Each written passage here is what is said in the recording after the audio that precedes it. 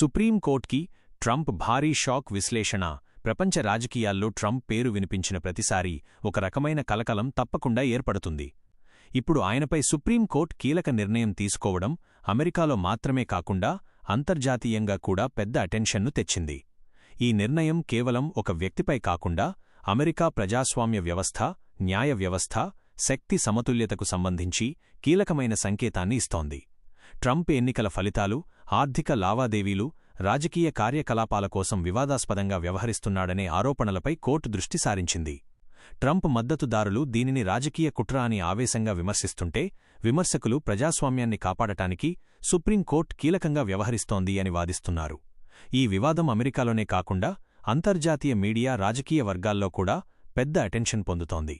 ఇక సోషల్ మీడియాలో ట్రంప్పై సుప్రీంకోర్టు నిర్ణయం గురించి చర్చలు, మేమేలు, విశ్లేషణలు అన్నీ కలిసి ప్రజలలో, విశ్లేషకులలో ఒక రకమైన ఉత్కంఠను సృష్టిస్తున్నాయి.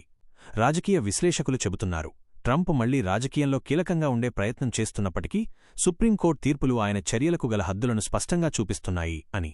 ట్రంప్ రాజకీయ ప్రాధాన్యతను మళ్లీ పునరుద్ధరించడానికి ప్రయత్నిస్తూనే ఉన్నప్పటికీ ఈ తీర్పు వల్ల ఆయన కొంతమంది మద్దతుదారుల మద్దతును కోల్పోవచ్చు.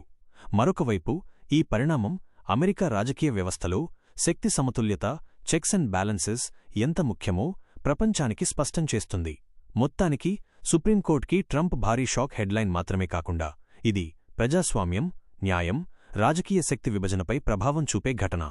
రాబోయే నెలల్లో ఈ పరిణామాలు మరింత క్లారిటీ ఇవ్వనున్నాయి మరియు ట్రంప్ పునఃప్రవేశం రాజకీయ ప్రాధాన్యతపై ప్రభావం చూపనుంది.